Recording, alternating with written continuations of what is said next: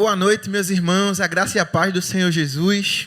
Eu queria primeiramente nessa noite desejar um feliz Dia das Mães para todas as mães da nossa igreja, dizer que Deus seja com você, mulher guerreira, mulher de fé, mulher de oração.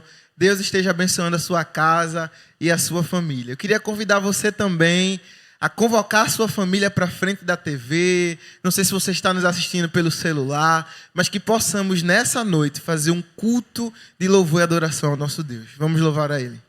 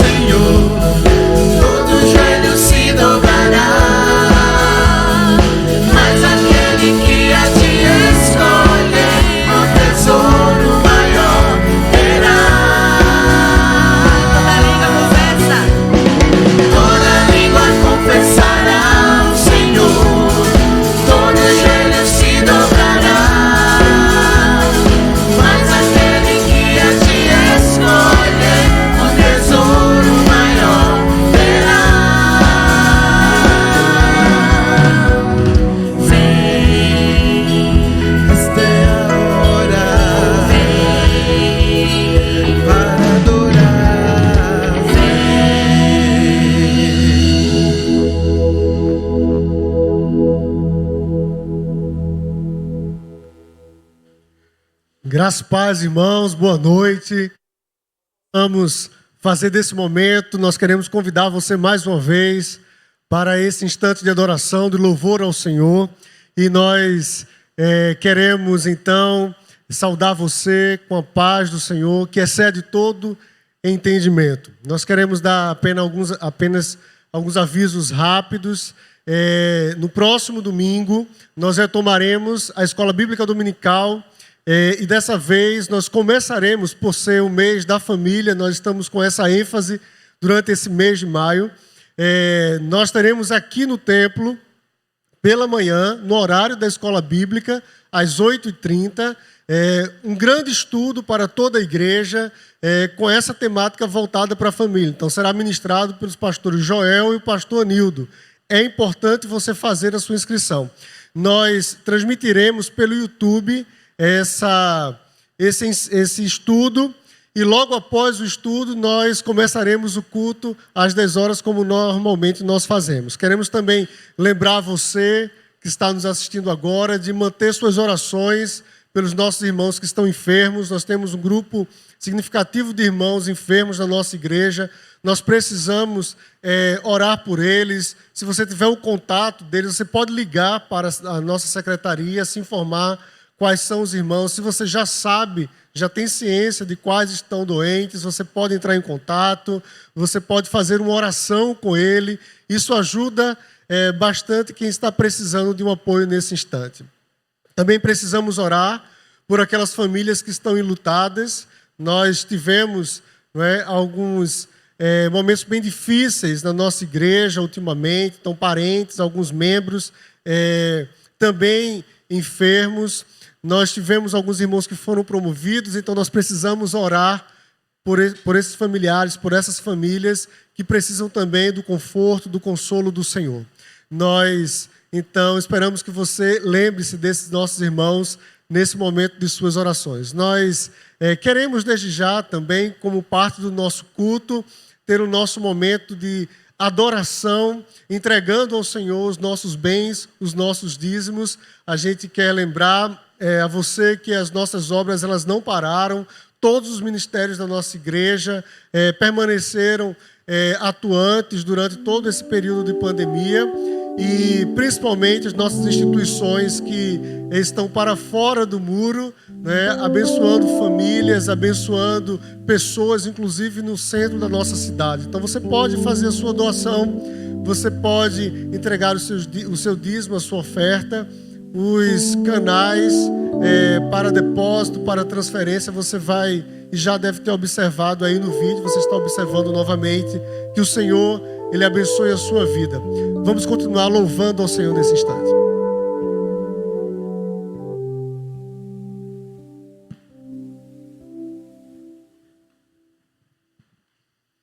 Aleluia! Vamos nesse momento ter aquele momento gostoso que a gente tem aqui na nossa igreja, de comunhão, quando a gente revê os nossos irmãos. Desejo uma boa semana, que você tenha uma ótima semana, que o Senhor abençoe a sua casa, que dentro do seu lar haja a comunhão que vem do céu.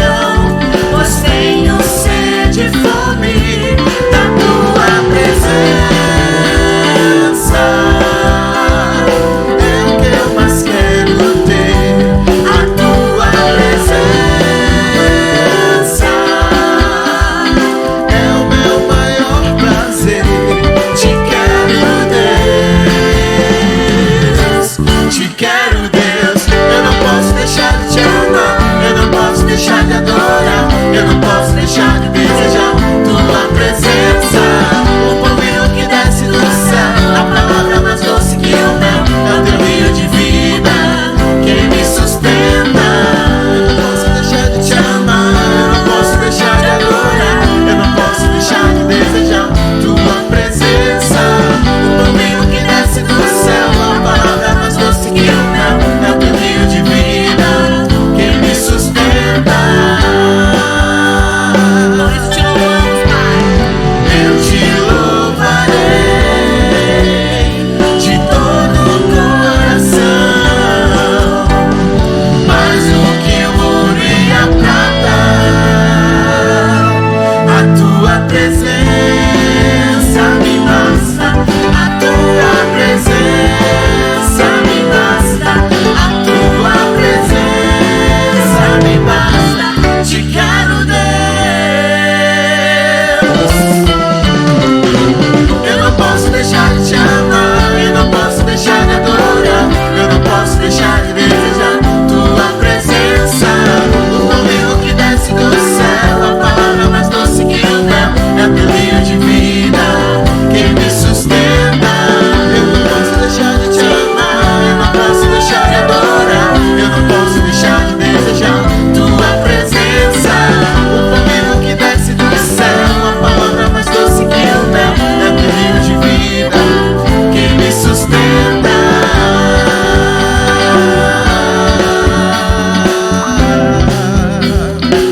Que me sustenta.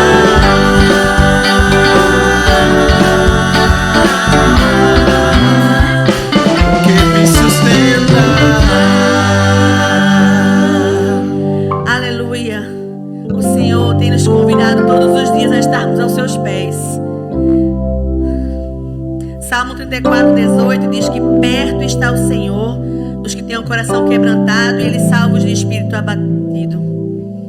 Salmo 51:17 diz: os sacrifícios que agradam a Deus são um espírito quebrantado e contrito. Ó Deus, nosso espírito contrito, nosso espírito quebrantado, o Senhor não vai desprezar. Nós precisamos nos arrepender todos os dias diante de Ti, Senhor. Nós precisamos, Pai, nos render aos Teus pés, colocar nossas famílias nas Tuas mãos. Nós precisamos ser mães e pais, mulheres, homens, segundo o Teu coração a cada dia.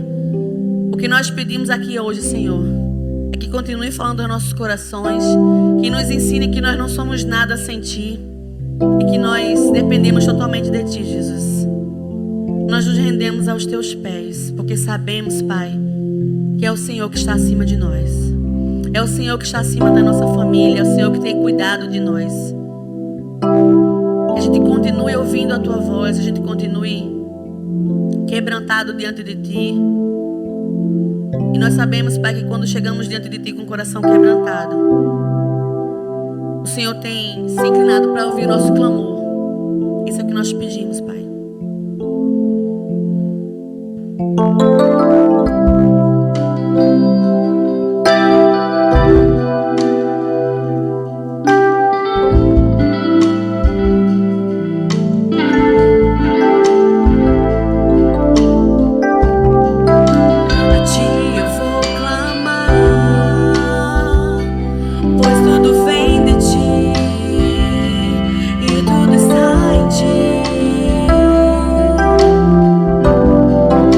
Por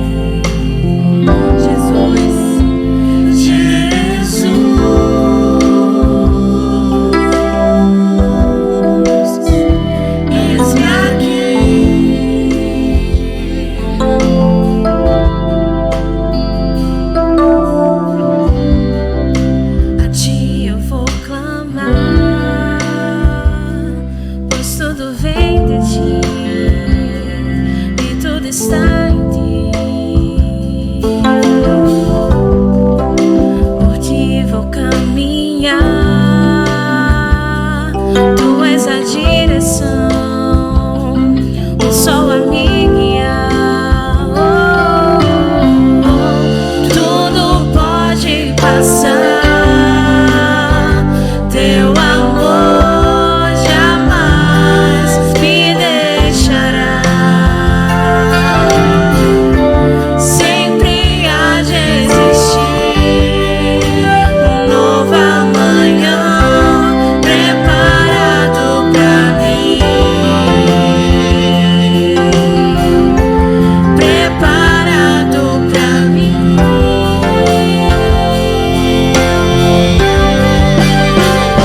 Eu me rendo aos teus pés. És tudo que eu preciso pra viver.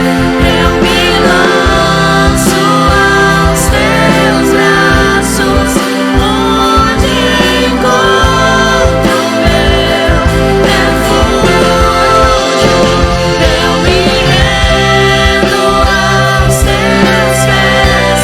És tudo que eu preciso pra viver. Eu me lanço aos teus braços, onde encontro meu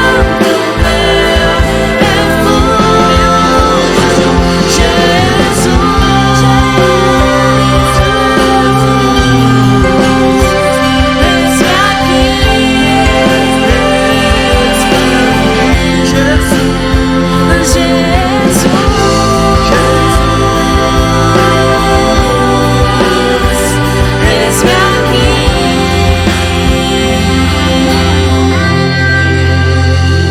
Eu me rendo aos teus pés. És tudo que eu preciso pra viver. Eu me lanço aos teus braços, onde encontro meu refúgio.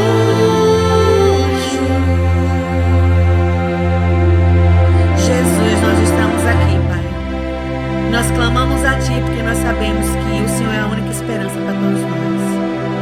Ó Pai, eu venho te entregar, Senhor, nesse dia especial, não só nesse dia especial, mas o dia comercialmente falando, o Dia das Mães. Nós sabemos que o Dia das Mães podemos comemorar todos os dias. Nós sabemos quantas mães têm se colocado de joelho pelos seus filhos. Nós sabemos quantas mães têm sofrido porque não têm visto seus filhos nos caminhos do Senhor. Mas que nós viemos aqui agora cantando esta canção e dizendo que nós confiamos em Ti, Pai.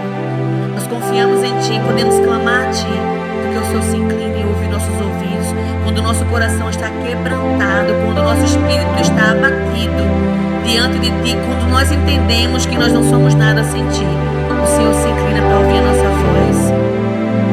O Senhor responde os nossos pedidos, Pai, de acordo com a Tua vontade, porque ela é perfeita, ela é boa, agradável. O que eu venho te colocar aqui mais uma vez, Senhor, são as nossas famílias. Todas as famílias dos que estão aqui hoje representadas, todas as famílias, as pessoas que nos assistem nessa noite, Pai. Eu sei, Senhor, que aos olhos humanos nós não conseguimos ver solução, mas para o Senhor não há o impossível. E nós cremos, Pai, é por isso que nós estamos aqui. Nós nos rendemos a Ti, Senhor.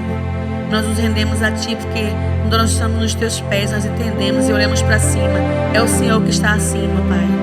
Só podemos fazer algo se for debaixo da Tua permissão, Senhor. Continua falando nos nossos corações, Pai. Obrigada, Senhor, por cada mãe, Senhor. Por cada mãe que tem batalhado, que tem lutado pelas suas famílias. Por cada mãe que tem lutado, inclusive, Pai, para trazer os maridos também, Pai, para os Teus caminhos, Senhor. Ajuda cada uma delas, ó Pai, que elas não possam esquecer, Senhor, que são filhas amadas e queridas Tuas, ó Pai. Que elas não percam a essência que elas têm, os sonhos que elas sempre tiveram, Pai, e planejaram, Senhor, que elas possam colocar cada um desses sonhos, projetos nas Tuas mãos, Senhor. Eu sei que o Senhor tem algo especial para cada um, Pai. Continua abençoando e continua falando, em nome de Jesus. Amém.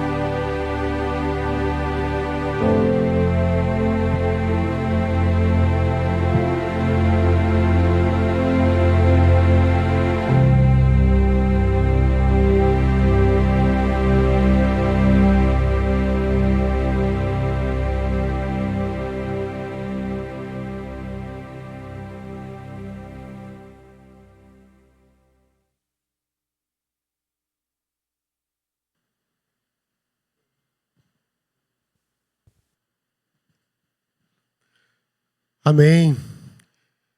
Que essa seja a nossa oração todos os dias, porque o Senhor se agrada de um coração quebrantado e que nós possamos todos os dias estar aos pés dele.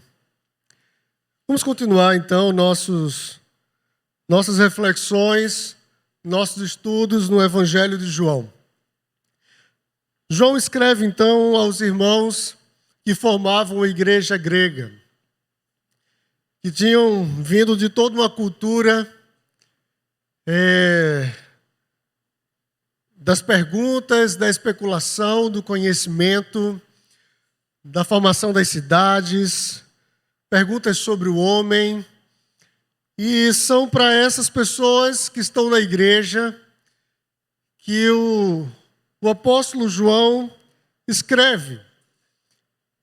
E quando a gente estuda, quando a gente pensa a partir da perspectiva grega do mundo, nós vamos se lembrar de que os gregos, eles gostavam do argumento, eles gostavam da lógica. Aliás, a lógica nasce com eles, né? Ela dá um salto qualitativo com eles. Os gregos marcaram o nosso ocidente, a forma que nós pensamos e a forma que nós construímos conhecimento. Até hoje, nas nossas faculdades, nas nossas escolas, nos nossos cursos, o pensamento grego está presente.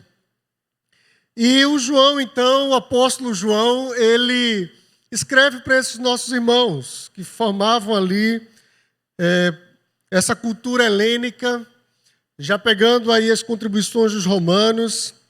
E ao longo do livro de João, desse evangelho escrito pelo apóstolo João, ele vai nos dando uma perspectiva diferente. Vai nos dando uma perspectiva de que é preciso experimentar Jesus. É preciso experimentar Jesus. Não simplesmente entendê-lo cognitivamente. Não simplesmente entender o seu ensino. Não é isso que João nos diz. João nos ensina que é preciso saborear Jesus. Que é preciso experimentar Jesus. Essa é uma palavra chave no livro. Que é preciso observar aquilo que ele faz, se envolver com ele e, como ele diz lá no finalzinho, abra sua Bíblia aí, João capítulo 20, versículo 30 e 31, depois de João falar sobre Jesus, os momentos de Jesus, os ensinos de Jesus, os sinais que Jesus Cristo realizou, João então arremata o livro dizendo o seguinte: olha, na verdade Jesus fez diante dos seus discípulos muitos outros sinais. Eu relatei aqui alguns, que não estão escritos nesse livro todos, relatei apenas uns. Mas os que eu relatei, versículo 31, foram registrados para que creiam que Jesus é o Cristo, o Filho de Deus, e para que crendo tenham vida em seu nome. João, então, ele meio que resume o livro, o seu evangelho, a sua carta a esses irmãos das igrejas das quais ele era, poderíamos dizer assim, responsável, bispo dessas igrejas, um bom pastor dessas igrejas. E nós tínhamos visto, então, da outra vez, no outro momento, em que João nos ensina ali no capítulo 5 que Jesus Cristo cura um homem, cura um paralítico que estava ali naquele tanque e com aquela certeza, com aquela expectativa de que se algum anjo entrasse ali, balançasse aquelas águas e se alguém rapidamente colocasse aquele homem ali naquele tanque, ele seria curado. A sua segurança estava naquele tanque. Jesus Cristo então se encontra com aquele homem, pergunta: olha, você quer ser curado? E aquele homem diz assim: o senhor não está entendendo. É que eu estou aqui há muitos anos e todas as vezes que essas águas aqui, elas balançam, sempre vai alguém na minha frente. E o resultado disso é que eu estou aqui há muitos anos. Não sou curado. E Jesus Cristo, então, cura aquele homem. Jesus Cristo lança aquele homem de volta à vida. Jesus Cristo, então, faz algo por aquele homem, mas que aquele algo era tudo, na verdade.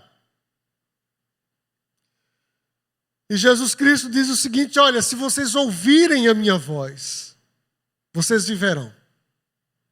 Vocês viverão.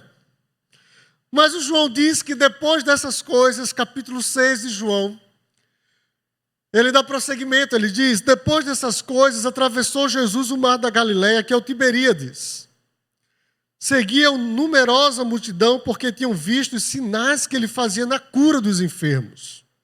Então Jesus Cristo tinha saído de Jerusalém e foi para a sua terra de coração, que era Galileia, aquela região ali por aquele lago maravilhoso, extraordinário, enorme, tão grande aquele lago que era chamado por muitos e até hoje como o Mar da Galileia. E Jesus Cristo então pega um barco, vai lá para o outro lado, para uma cidade famosa que era Cafarnaum. E versículo 3 diz que ele subiu ao monte, quando chega lá do outro lado, ele sobe ao monte e assentou-se ali com seus discípulos. Ora, a festa da Páscoa dos judeus estava próxima. Então Jesus, erguendo os olhos e vendo que grande multidão vinham ter com ele, disse a Filipe: Filipe, onde é que nós compraremos pães para lhes dar a comer? Mas dizia isso para o experimentar, porque ele bem sabia o que estava para fazer.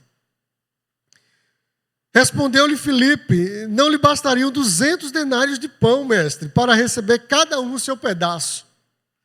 Um de seus discípulos, chamado André, irmão de Simão Pedro, informou a Jesus o seguinte: olha, está aí um rapaz que tem 5 pães de cevada e 2 peixinhos. Mas, para ser sincero, o que é isso para tanta gente? Disse Jesus: fazei o povo assentar-se, pois naquele lugar havia muita relva. Assentaram-se, pois, os homens em número de quase 5.000. Então Jesus tomou os pães e, tendo dado graças, distribuiu entre eles, e também igualmente os peixes, quantos queriam. E quando já estavam fartos, disse Jesus aos seus discípulos: recolhei os pedaços que sobraram, para que nada se perca. Assim, pois, o fizeram e encheram 12 cestos de pedaços dos 5 pães de cevada que sobraram os que haviam comido. Vendo, pois, os homens o sinal, olha lá a palavra, o sinal que Jesus fizera, disseram: este é verdadeiramente o profeta que devia vir ao mundo. Sabendo, pois, Jesus que estavam para vir com o intuito de arrebatá-lo para proclamarem rei, retirou-se novamente sozinho para o monte. Ao descambar o dia, os seus discípulos desceram para o mar. E tomando um barco, passaram para o outro lado, rumo a Cafarnaum. Já se fazia escuro, e Jesus ainda não viera ter com eles. E o mar começava a empolar-se, agitado por vento rijo que soprava. Tendo navegado uns 25 a 30 estádios, eis que viram Jesus andando por sobre o mar, aproximando-se do barco, e ficaram possuídos de temor. Mas Jesus lhes disse: sou eu, não temais. Então eles, de bom grado, receberam, e logo o barco chegou ao seu destino. Depois daquele episódio que João então narra, que Jesus Cristo havia curado aquele homem que estava ali no tanque de Betesda, João dá um passo à frente para nos ensinar quem era Jesus. Para nos ensinar por que Jesus Cristo veio. Para nos ensinar qual é a missão de Jesus, que obra é essa que Jesus Cristo faz. E ele começa então com essa narrativa, dizendo que Jesus Cristo chega lá na Galileia, vai para o outro lado do mar Tiberíades, ou mar da Galileia, então sobe ao monte. Jesus Cristo, então, ele muda o cenário do sinal. Se o terceiro sinal que João registra da obra de Jesus estava lá em Jerusalém, agora Jesus Cristo, então, faz algo na Galileia. Jesus Cristo, então, se dirige para falar com a multidão. Ele sobe ao monte. Curioso isso, porque quando nós olhamos o povo que saiu do Egito com Moisés, chega um determinado momento que Deus, então, quer dar as leis ao povo, que dá ordenanças ao povo, orientação para que o povo pudesse passar por aquele deserto. Imagine você no meio do deserto, onde nada se planta, nada se cria, deserto com areia seca e poucos oásis, raramente você encontraria água. Então, estima-se que mais de 1 milhão de pessoas saíram do Egito, e Moisés tinha então a condução daquele povo no meio do deserto.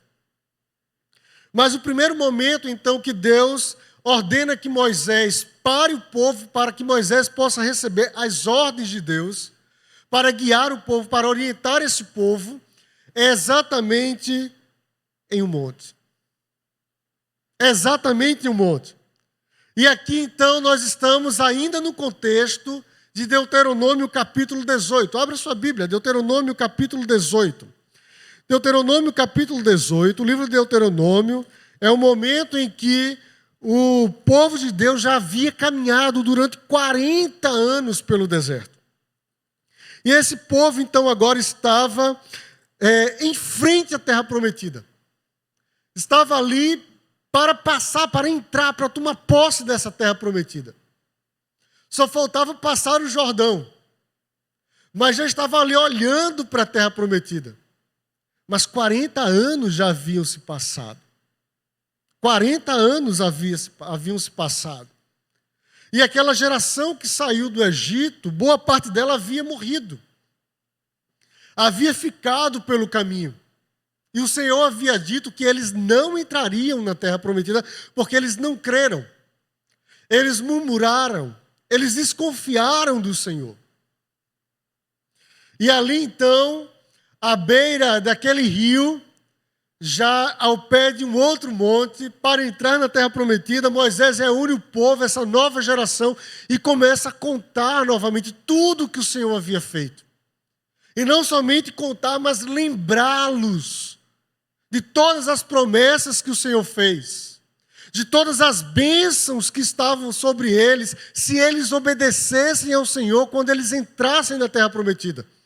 Mas não somente as bênçãos, as maldições que cairiam sobre eles, que viriam sobre eles se eles se distanciassem do Senhor. Mas no versículo 15 do capítulo 18, Moisés então chega ao seu clímax desse momento com o povo. Moisés diz o seguinte: olha, o Senhor teu Deus te suscitará um profeta do meio de ti, de teus irmãos, semelhante a mim, a ele ouvirás. Vai vir alguém maior do que eu. Se vocês viram todas as coisas, todos os milagres, todos os atos potentosos que o Senhor fez através de mim, vai vir aquele que o Senhor vai fazer muito mais, através de quem o Senhor vai fazer muito mais. Então Moisés, ele traz essa mensagem para o povo. E é esse o nosso contexto, João nos lembra isso. Esse é o contexto, e você pode revisitar isso depois, lá no capítulo 5 de João, em que o nosso Senhor Jesus Cristo diz que, olha, me ouçam, eu, porém, vos digo, vocês ouviram, em verdade vos digo, eu, porém, vos digo. Nós trabalhamos bastante isso, é Jesus o profeta enviado agora. Mas então Jesus Cristo sobe ao monte. Jesus Cristo sobe ao monte e assentou-se ali com os seus discípulos. Assentou-se ali com os seus discípulos. Era a festa da Páscoa. Era a festa da Páscoa, a Páscoa dos judeus. E um dos elementos da Páscoa era o pão. Você lembra disso? Quando o povo estava ali para sair do Egito, o Senhor disse, olha, vocês irão, para serem diferenciados dos egípcios, vocês então vão imolar, matar um cordeiro. O sangue do cordeiro vocês vão passar pelos umbrais das casas de vocês, pelas portas de vocês. E dentro da casa de vocês, vocês comerão então pão sem fermento e a carne desse cordeiro. A Páscoa tem o pão como um dos principais elementos. E era a Páscoa dos judeus. Jesus Cristo, então, ele diz o seguinte, ele vendo a multidão. Jesus Cristo vendo a multidão, que vinha ter com ele, Jesus Cristo já estava no auge do seu ministério. As pessoas começavam a procurá-lo, as pessoas começavam a requisitar de Jesus. Uma terra árida, uma terra pobre, opressa pelos romanos, em que cada vez que plantavam ou pescavam, o povo judeu que vivia ali às margens do Mar da Galileia, praticamente a maioria deles eram pescadores, e tudo, enfim, estava sob o domínio dos romanos, e eles sentiam a cada dia que tudo aquilo que eles conquistavam eram retirado pelos romanos por causa dos impostos. E Jesus Cristo, então, vendo que aquela multidão o procurava, porque muitos eram pobres, muitos eram enfermos, eram raros os médicos, mas começavam a ver nele alguém que tinha o poder para curar, alguém que tinha o poder para fazer coisas que normalmente os outros mestres não faziam. E Jesus Cristo, então, vendo a multidão que vinha ter com ele, ele pergunta a um dos seus discípulos: olha, onde nós compraremos pão para alimentar essa multidão? E curiosa a pergunta de Jesus, porque Jesus Cristo sabia que aqueles homens não tinham esse dinheiro. E depois nós lemos aqui, lá no versículo 10, que eram somente os homens, cerca de 5.000 homens. Como é que você alimentaria 5.000 pessoas? Somente os homens, fora as mulheres, crianças. Mas o texto de João faz questão de registrar isso, é que ele diz, ele fazia isso, ele perguntava isso para o experimentar. Porque ele bem sabia o que estava para fazer. Jesus Cristo, então, se coloca na posição de profeta. Ele sobe o monte, ele questiona seus discípulos. Ele questiona seus discípulos. E talvez você lendo isso aqui pudesse perguntar, nossa, mas que pegadinha Jesus Cristo está fazendo com eles. Mas, queridos, lembre-se de algo. É que o Senhor, Ele trabalha nas nossas vidas. Ele trabalha nas nossas vidas. E eu não sei se você já escutou dos seus pais, mas, às vezes, quebrando a cabeça que a gente aprende. É na tentativa para acertar que nós aprendemos que nós não deveríamos seguir por aquele caminho. E Jesus Cristo estava formando os seus discípulos. Jesus Cristo não sobe ao monte para falar com a multidão. Jesus Cristo, diz o texto, que ele sobe ao monte e ali estava com os seus discípulos. Havia algo que Jesus Cristo queria ensinar aos seus discípulos. Havia algo que Jesus Cristo queria mostrar aos seus discípulos. Era fundamental que eles pudessem ver Jesus Cristo a partir de uma outra perspectiva, que talvez a multidão não conseguia enxergar, que talvez a multidão não conseguia ver. Então nós temos que, a partir do versículo 5, nessa narrativa, nós começamos a entender a intenção de Jesus. Nós começamos a entender a proposta de Jesus. A proposta de Jesus.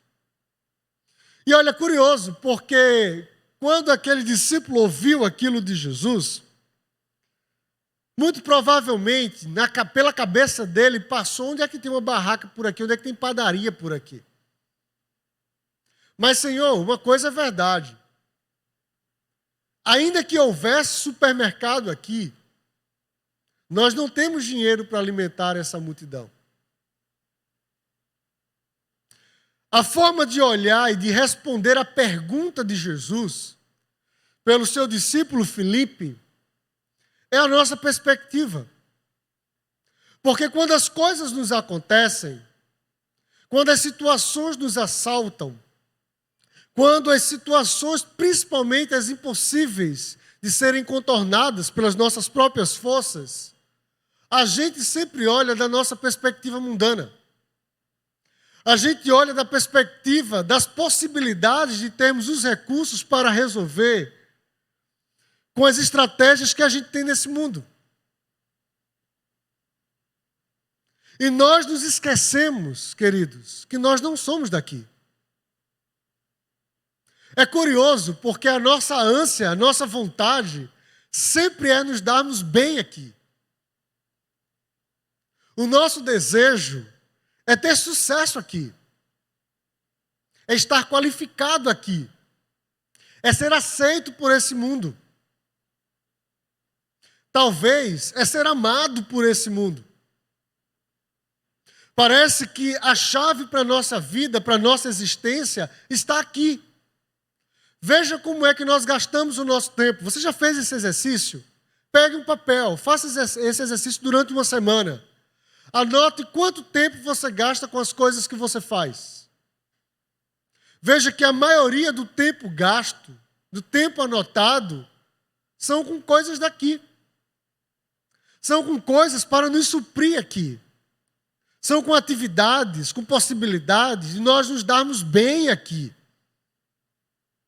E nós estudarmos mais, nós garantirmos mais dinheiro, nós garantirmos mais qualidade, conforto, estabilidade.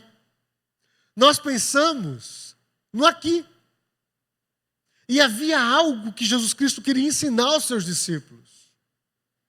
Queridos, como é que nós fazemos para alimentar essa multidão? Perguntou Jesus ao seu discípulo Filipe. E aí, perspicazmente, um dos discípulos, o André, o irmão de Simão, que foi quem apresentou Jesus ao seu irmão Pedro, que havia encontrado com Jesus Cristo antes do Pedro, ele diz: olha, Senhor, eu sei que a gente não tem padaria, eu sei que a gente não tem muita coisa, o que a gente tem aqui, na verdade, é isso aqui, ó, a gente tem 5 pães e 2 peixinhos, a gente só tem isso. Mas, vamos ser sinceros, né, Senhor, é verdade, não pode alimentar todo mundo. Não dá para alimentar todo mundo, mas olha, o que a gente tem aqui é isso. E aí, queridos, diz o versículo 10, que Jesus Cristo nem questionou os seus discípulos, que Jesus Cristo nem os redarguiu, que Jesus Cristo também não deixou de lado aquilo que eles estavam trazendo. E que Jesus Cristo, então, pega aquilo que eles trouxeram.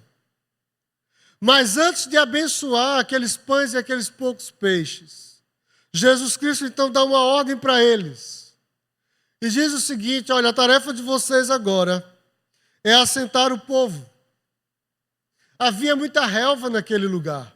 Isso quer dizer que muito provavelmente deveria estar se aproximando, já era a primavera. Assente o povo. Distribua o povo. Os outros evangelistas fazem questão de dizer: olha, distribua de grupos em grupos. Façam-os se assentar. Façam-os se acalmar. Façam-os esperar.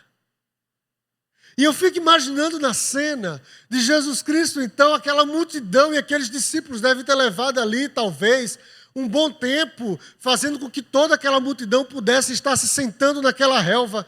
E talvez aquelas pessoas não estivessem entendendo o que é que estaria acontecendo. Muito provavelmente alguns com fome.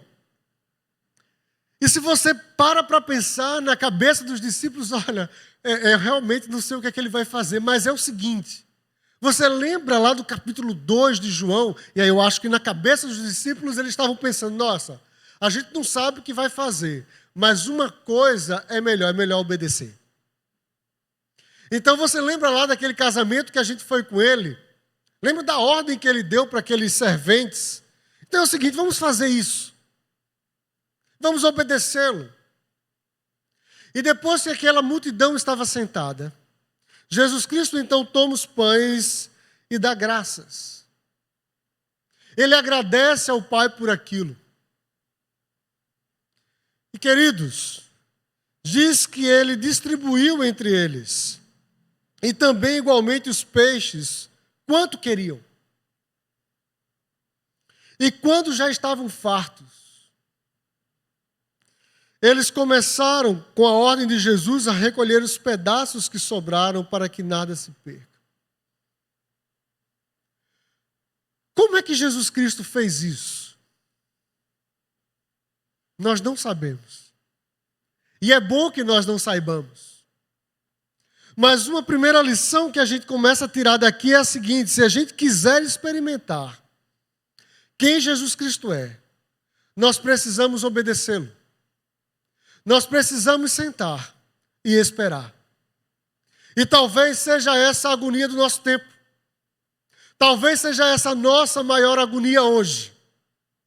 Um mundo em que cada vez mais há pessoas ansiosas, com os mais diversos transtornos relacionados à ansiedade, sofrendo pelo amanhã, querendo resolver hoje o que é para ser resolvido amanhã, querendo esticar o tempo. Muita gente ansiosa. E a ordem de Jesus Cristo é a seguinte: olha, senta, espera. Se você quer experimentar Jesus, é preciso esperar. É preciso se sentar. É preciso entender e aceitar o tempo dele.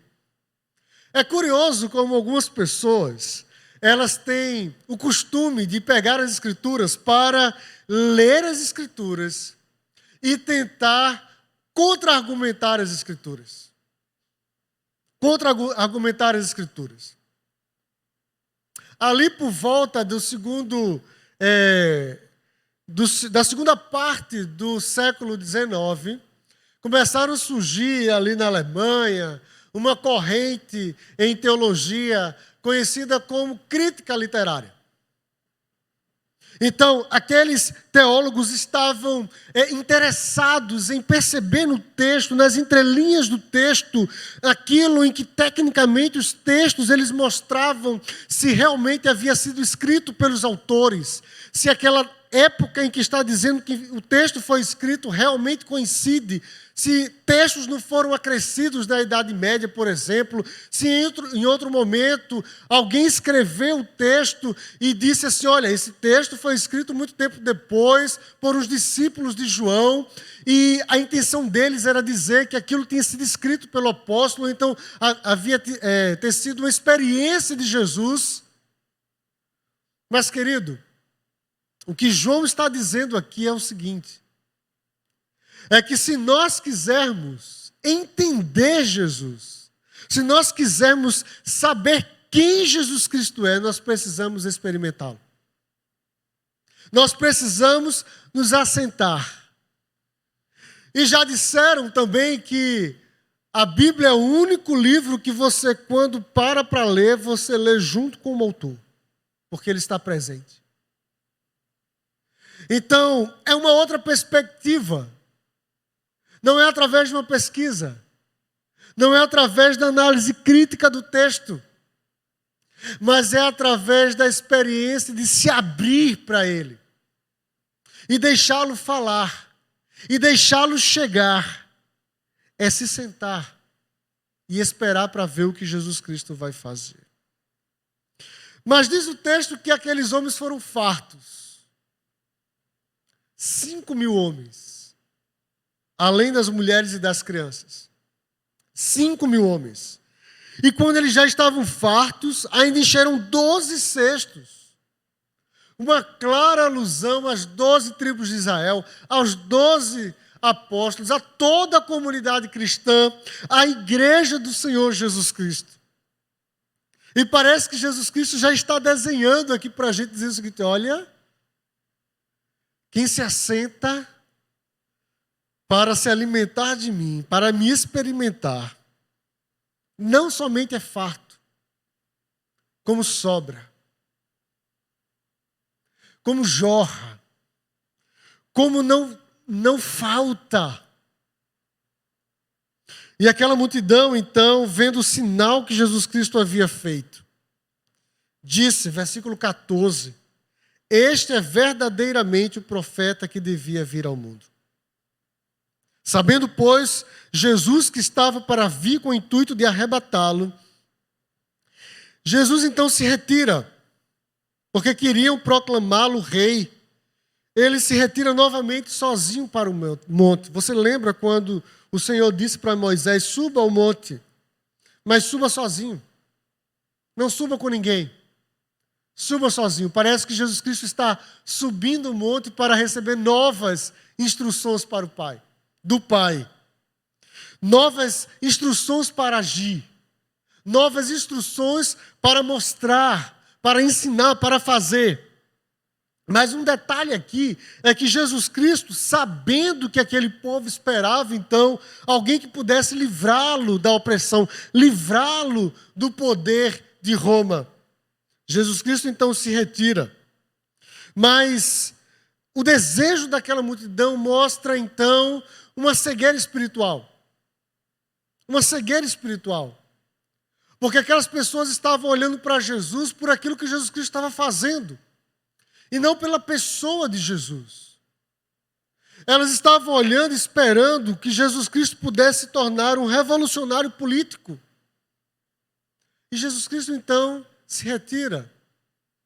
Não vou conduzir vocês contra Roma. Minha missão não é essa.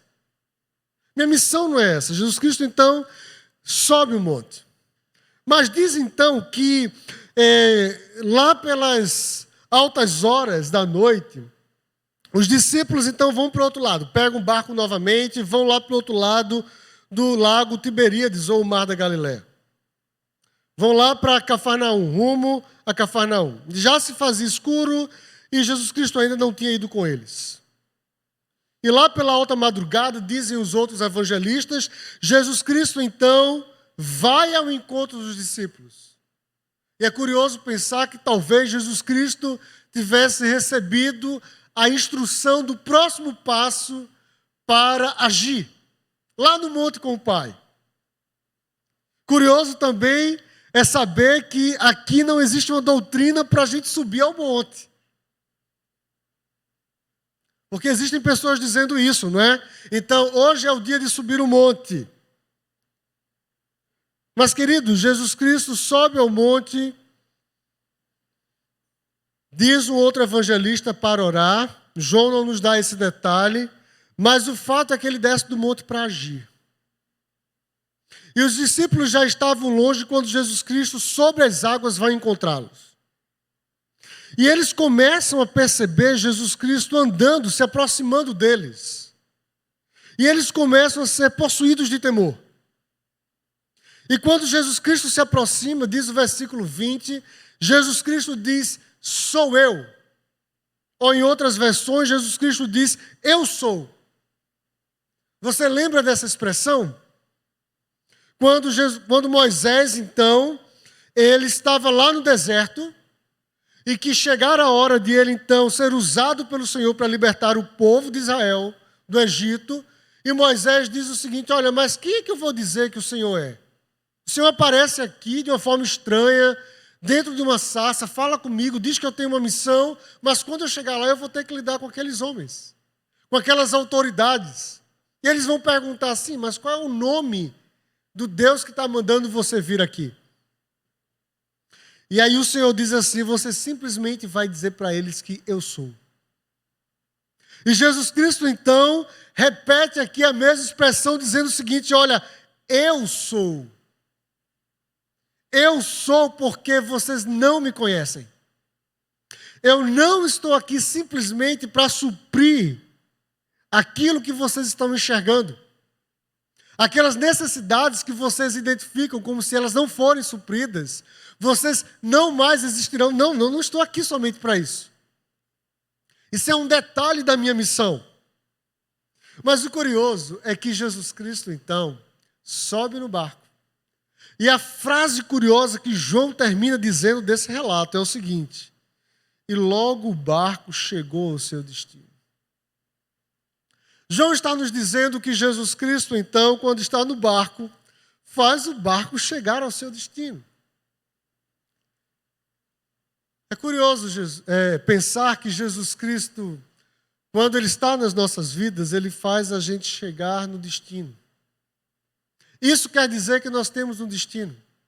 Eu falei para você que nós não somos daqui. Nós estamos por aqui de passagem. Nós estamos aqui por um tempo. O apóstolo Pedro, que estava nesse barco, e que viu Jesus Cristo chegando, e viu que quando a presença dele estava no barco, fez o barco chegar seguro do outro lado.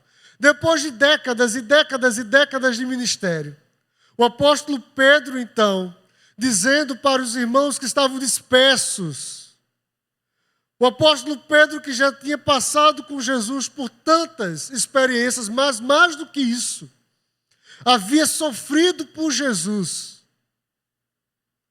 por ser discípulo e apóstolo dele, o apóstolo Pedro vai escrever: queridos, não se apoquentem com as perseguições. Nós não somos daqui. E a expressão que o apóstolo Pedro usa é: nós somos forasteiros em terra estranha. E Jesus Cristo, então, chega do outro lado com os seus discípulos. E aí João, então, a partir desses dois sinais, começa a nos ensinar aquilo que Jesus Cristo queria ensinar com os seus sinais. João, então, começa a dizer claramente, porque Jesus Cristo diz claramente, de que o seu ensinamento é o seguinte: se vocês não se alimentarem de mim, diz Jesus, vocês perecerão. Vocês estão por um deserto, vocês estão caminhando por um deserto. E vocês precisam se alimentar. Você sabe disso, eu sei disso.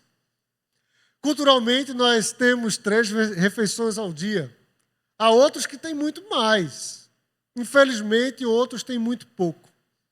Mas nós sabemos que ao longo do dia, nós precisamos, para vencer aquela jornada diária, alimentar o nosso corpo. E que se nós não tivermos uma dieta saudável, ao passar do tempo, o nosso corpo vai começar a ficar desnutrido e não vai nos deixar chegar bem na jornada da vida. Não vai conseguir fazer com que nós tenhamos a força necessária para dar conta das demandas da vida. E olha que curioso, é isso que Jesus Cristo está dizendo aqui. Ele está dizendo: queridos, vocês não são daqui. Vocês não são daqui. As necessidades que vocês têm, elas não vão ser supridas com as coisas daqui. Observe bem. Aquilo que você acha que é importante para a sua vida, seu emprego, sua casa, sua estabilidade, e por aí vai, sua formação, seu conhecimento, seu poder, seu status, essas coisas não são essenciais para você. Você está numa jornada, querido, e você precisa do alimento correto. Sabe por quê? Porque se não se alimenta com o alimento correto, você vai ficar no meio do deserto. E aí pense na sua vida como uma jornada. Você precisa do alimento que vai fazer com que você esteja bem para entrar na caminhada, no seu destino, a vida eterna. E é por isso, queridos, que Jesus Cristo veio. Jesus Cristo não veio fundar uma religião. Jesus Cristo não veio fazer a gente ser melhores. Não, Ele não veio. Ele veio fazer a gente ser uma outra pessoa. Foi isso que Ele disse. Porque nós, por nós mesmos, nós já estamos mortos pelos pecados. Nós já estamos perecendo. E a experiência é interessante porque o universo fala disso. O universo está se expandindo, se desintegrando. E você sabe disso. Nos últimos dias nós vimos o quanto o preço da carne está um absurdo. Mas ninguém compra 1 quilo de carne e deixa ali em cima do seu balcão por vários dias. Porque sabe que aquilo se desintegra. E nós procuramos guardar, e nós procuramos preservar. E é disso que Jesus Cristo está dizendo aqui. Queridos, observem. Sabe o que é que acontece? Se não for comigo, vocês afundam. Vocês perecem. Vocês se desintegram. eu é que faço vocês chegarem lá. Por que eu faço vocês chegarem lá? Se você continuar lendo o capítulo 6, você vai perceber que a partir do versículo 2, Jesus Cristo, então, ele começa a repreender a multidão.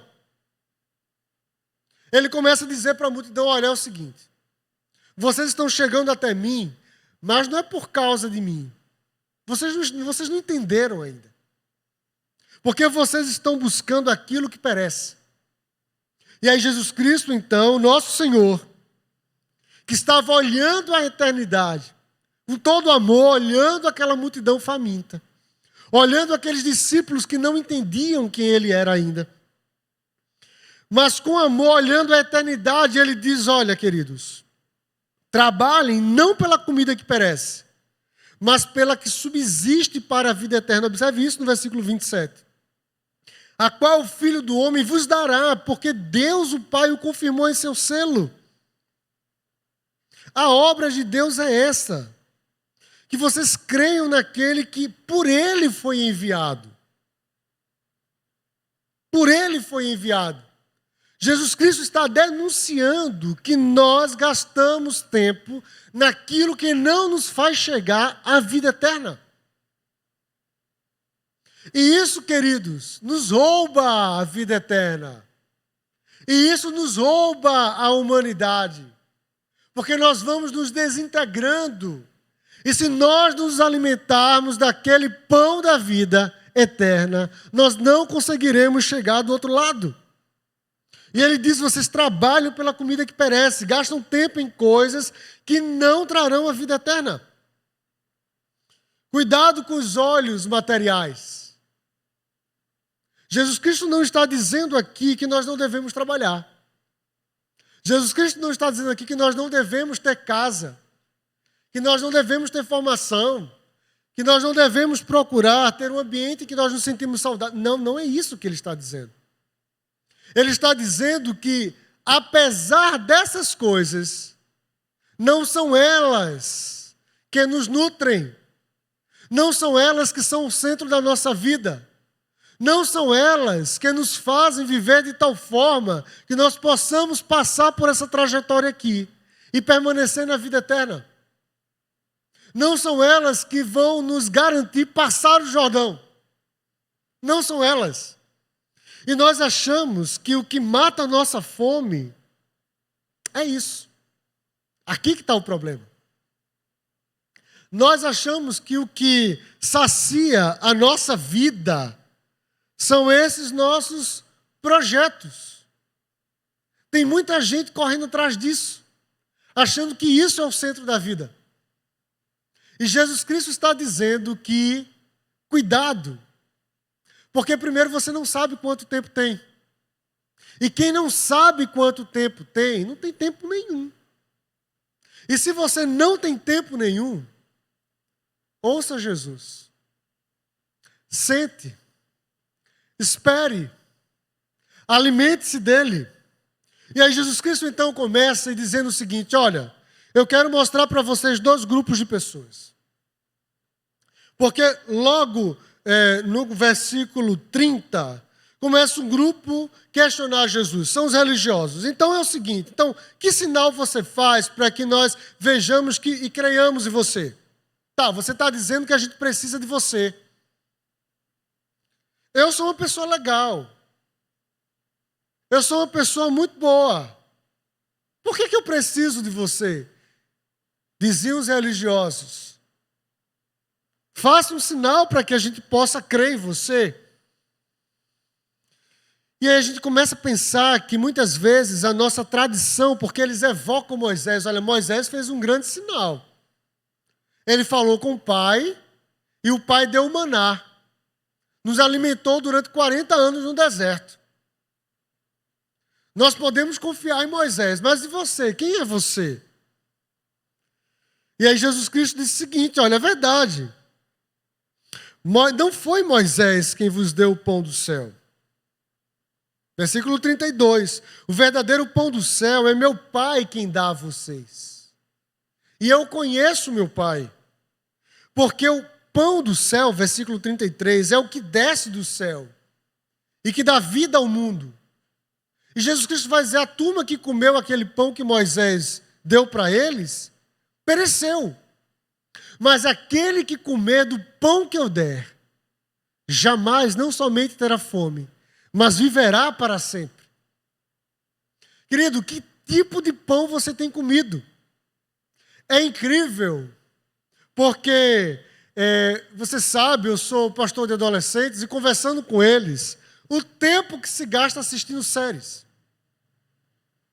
O tempo que se gasta no Netflix. Se alimentando de Netflix. Mas se eles estão tomados pelo tempo do jogo online, pelo tempo do Netflix, nós estamos gastando nosso tempo com outras coisas. Outro dia eu estava conversando com alguém, eu sempre estou conversando com alguém, quando eu estou aqui na rede com os meninos, eles sempre lembram disso e começam a sorrir quando eu relembro que eu estou conversando. Mas a pessoa me dizia o seguinte, eu preciso garantir o futuro dos meus filhos. E é por isso, pastor, que eu tenho trabalhado vários turnos. E eu disse, olha que coisa legal. Observe seus filhos, eles estão supridos, estão nutridos, estão tendo uma boa formação. Um já está caminhando para a faculdade, uma boa faculdade. Mas, queridos, qual é o alimento que eles estão tendo para a vida eterna? Porque depois de fechados seus olhos aqui, eles perecerão. Qual é o tempo que você tem tido com eles para alimentá-los para a vida eterna? Nós temos gasto o nosso tempo achando que aquilo que nos garante aqui é o alimento para a vida. E Jesus Cristo está dizendo, olha, não confie na tradição. Moisés foi usado por Deus para trazer um pão para vocês. Mas eu que estou falando com vocês, eu sou esse pão. E é curioso porque se Moisés subiu ao monte para ouvir de Deus, agora o próprio Deus está no monte falando com o povo. Esse Deus desce do monte, alimenta o seu povo. E olha que coisa bonita. Porque todas as outras religiões dizem o seguinte, você precisa fazer alguma coisa para chegar até Deus. Você precisa fazer caridade, você precisa queimar algum saldo negativo que ficou de outro momento. Você precisa se concentrar, você precisa chegar ao nível lá do nirvana. Você precisa fazer boas obras, você precisa fazer sacramentos. Mas o cristianismo diz que nós não precisamos fazer nada porque o nosso Deus, Ele desce do monte e Ele nos sacia. E a única coisa que Ele diz para a gente é a seguinte, sente, espere, eu vou fazer. E quando eu fizer, vai sobrar. E quando eu fizer, você vai ser saciado. E quando eu fizer, você vai perceber que ainda vão sobrar 12 cestos. E quando acontecer, você vai perceber que eu sou Deus. Extrapola a lógica. E aí nós começamos a perceber um segundo grupo que Jesus Cristo denuncia, porque a partir do versículo 41 diz que alguns começaram a murmurar de Jesus. Alguns começaram a questionar Jesus. São os céticos. Como assim você diz que eu sou o pão que desceu do céu? João escreve para os céticos. João escreve para aqueles que gostavam de argumentar, de prescrutar, de confabular, de especular, de esquadrinhar por A mais B, e se não for C, não é lógico. E aí Jesus Cristo quebra a lógica. Porque de 2 pães, de poucos peixes, não se alimentam 5.000 pessoas. Porque pela lógica, ninguém, e todo mundo sabe disso, ninguém anda sobre as águas. Porque, pela lógica, nenhum ser humano consegue dominar as forças da natureza. Não é pela sua lógica, querido. Não é pelo seu conhecimento. Mas não consegue se perceber quem Jesus Cristo é através dessa estratégia. Só experimentando. E Jesus Cristo, então, lida com aqueles que vasculham a história. E a pergunta deles é curiosa, porque eles dizem assim: ué, mas não é esse que é o filho de José, que veio lá de Nazaré? Não é esse que a gente conhece a família? Gente, a gente fazendo uma análise histórica disso aí, quando a gente começa a perceber os processos, as forças que definiram quem é esse homem que a gente está vendo aqui, a gente percebe que ele não tem poder nenhum. Vamos fazer uma análise crítica disso. Vamos perceber, olhando para o passado dele, que há coisas que o antecedem que fazem com que ele não tenha poder nenhum. São os céticos. São os que vasculham a verdade. São os que buscam na história. E Jesus Cristo diz assim: queridos, não tem a ver com a minha cidade. Não tem a ver com o lugar onde eu nasci. Não tem a ver com a família de onde eu vim. Tem a ver com a minha natureza. Tem a ver com o meu pai. Tem a ver com o meu poder.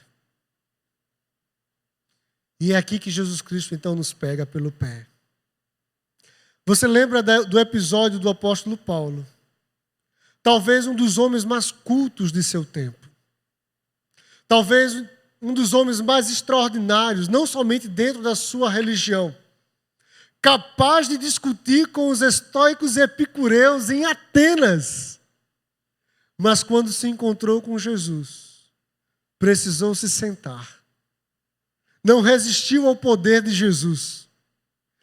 E depois de um tempo com a caminhada com ele, disse: olha, todo conhecimento, para mim eu considerei como esterco. Eu experimentei Jesus. É isso, querido. É isso. Tem a ver com a minha natureza. Porque quem fala por si mesmo procura a sua glória. Quem fala por si mesmo, os especialistas da vida, procuram a sua glória, mas o que procura a glória de quem o enviou, esse é verdadeiro. Observe lá, versículo 18 do capítulo 7. E nele não há injustiça. O que Jesus Cristo está dizendo é: confiem em mim. Eu sou, não são as circunstâncias que me definem.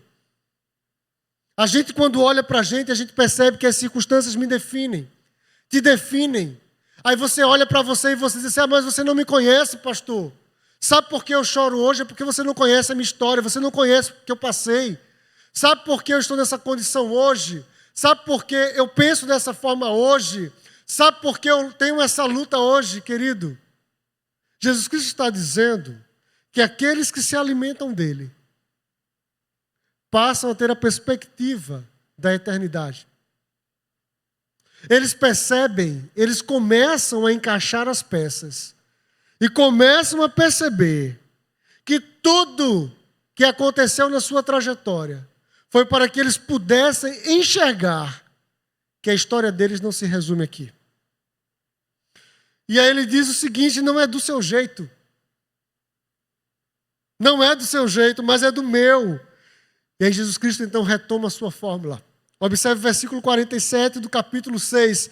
Em verdade vos digo, olha lá o Jesus profeta, que Moisés tinha dito lá em Deuteronômio capítulo 18, olha, vai vir um outro que vai suscitar a vontade do meu Pai. E ele diz então claramente: em verdade vos digo, quem crê em mim tem a vida eterna. Eu sou o pão da vida. Eu sou o pão da vida. E a partir então do versículo 52, o Senhor diz claramente isso. Ele começa a ser categórico: olha, se não se alimentarem de mim, vocês vão morrer. Querido, qual é a necessidade do nosso corpo? É se alimentar diariamente. E Jesus Cristo está dizendo o seguinte: vocês precisam se alimentar de mim todo dia. A perspectiva de vocês precisa ser a partir de mim.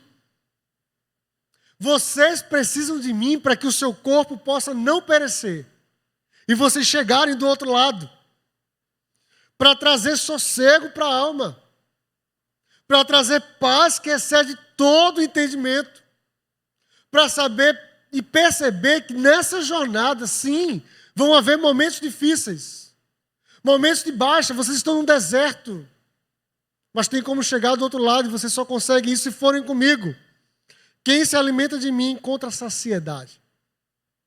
Se nos capítulos anteriores Jesus Cristo dizia o seguinte: olha, você está com sede, a sede que você tem é uma sede de eternidade. Agora Jesus Cristo está dizendo o seguinte: para chegar lá você precisa estar alimentado de mim. E aí no versículo 51 ele diz: eu sou o pão vivo que desceu do céu. Se alguém dele comer, viverá eternamente. E o pão que eu darei pela vida do mundo é a minha carne. No versículo 58 ele diz: este é o pão que desceu do céu, em nada semelhante àquele que os vossos pais comeram e contudo morreram. Quem comer este pão viverá eternamente. Mas no versículo 33 desse capítulo ele diz: porque o pão de Deus é o que desce do céu e dá vida ao mundo. No versículo 35 Jesus Cristo diz o seguinte: eu sou o pão da vida. No versículo 38, você acha que ele vai dizer o quê? Veja a ênfase do texto. E a gente não tem pão para guardar. A gente não tem pão para colocar na prateleira. A gente tem pão para comer. Versículo 38 ele diz: porque eu desci do céu, não para fazer a minha própria vontade, mas a vontade daquele que me enviou. Queridos, nós estamos no mês da família, que a gente toma como ênfase a nossa família. Mas nós precisamos ter pais que se alimentam diariamente desse pão. Não é pais que sabem que Jesus Cristo é pão. Não são pais que sabem que sua família precisa desse pão que desceu do céu. Não, não é isso. Mas pais que se alimentam diariamente desse pão e que têm um relacionamento profundo com Jesus. Que experimentam Jesus diariamente. E por causa disso, eles são nutridos, eles espelham Jesus em todos os seus atos, em todas as suas emoções, em todas as suas decisões. E os filhos olham para os pais e percebem: nossa, por que o Senhor reage dessa forma? Eu não reagiria dessa forma. Do que é que o Senhor está se alimentando? Do que é que a senhora está se alimentando para agir dessa maneira? Pais que se alimentam do Senhor. Pais que entendem que se não for por esse alimento, eles não chegarão do outro lado. Nós precisamos de lares onde Cristo é alimentado todo dia. Partilhado, Cristo é um alimento todo dia. Em tudo se fala de Cristo. Nas decisões, andando, conversando, rindo, partilhando, festejando, chorando. Cristo é o centro. Cristo está ali. Cristo é o motivo. Nós precisamos de lares em que Cristo é o principal, seja o principal alimento. Nós precisamos de lares em que pais precisam investir tempo, recursos, energia, para que os seus filhos tenham uma profunda experiência com a pessoa de Cristo. Não é ouvir falar de Cristo, querido. É experimentar Cristo. Nós precisamos gastar o nosso tempo, todo o nosso empenho para que os nossos filhos experimentem Cristo. Ouço de muitos pais dizerem: não sei o que aconteceu, não sei onde foi que eu errei. Alguma coisa aconteceu, acho que foi a faculdade que desviou o menino. Mas, querido, olhe para trás. Se você tem filho pequeno, se você tem filho criança, se você tem filho adolescente, o momento é agora. De investir tempo para que eles possam se alimentar de Cristo. Não é saber de Cristo. É ter uma experiência profunda com Cristo. Porque só quem resiste aos intempéries da vida é quem teve uma experiência com Cristo. Não adianta simplesmente cantar a música, contar a história. Eles precisam ver encarnados nos pais Cristo. Precisam ver os pais se alimentando de Cristo. Cristo precisa ser o pão dessa família. Todos os dias, todas as horas, o motivo da família.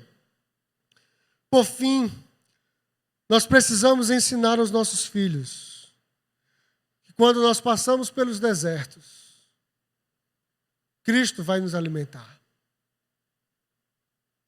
Queridos, existe um momento crucial na formação espiritual dos nossos filhos.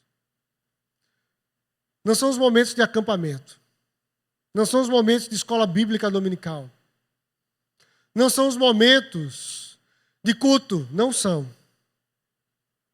São os momentos em que nós e as nossas famílias passam pelos momentos mais difíceis, de maiores e profundas dores. Esses são os momentos mais pedagógicos para nós mostrarmos aos nossos filhos de que o Senhor vai nos alimentar, de que o Senhor vai nos guiar, de que o Senhor vai nos prover. E de joelhos, nós lembramos e clamamos a eles, por Cristo, na nossa casa, para que Cristo faça o milagre. Esquadrinhe as Escrituras. Percebe os momentos mais gritantes em que o povo de Israel, o povo de Deus, a igreja do Senhor Jesus Cristo entendeu que Ele estava presente, que Ele supria, que Ele fazia um milagre, que Ele fazia o impossível. Eram os momentos de dores, os momentos de dificuldades, os momentos em que prenderam o apóstolo Pedro, iriam decapitá-lo, a igreja se reuniu para orar. Momento em que o apóstolo Paulo, então, foi dado como morto, apedrejado em uma das cidades em seu pleno ministério. Os irmãos oraram por ele. Momento em que o povo de Israel passou pelo deserto. O Senhor proveu o alimento. Não entenda os momentos mais difíceis como sendo os momentos que precisam ser evitados. Não. As Escrituras dizem que todas as coisas cooperam para o bem daqueles que amam a Deus.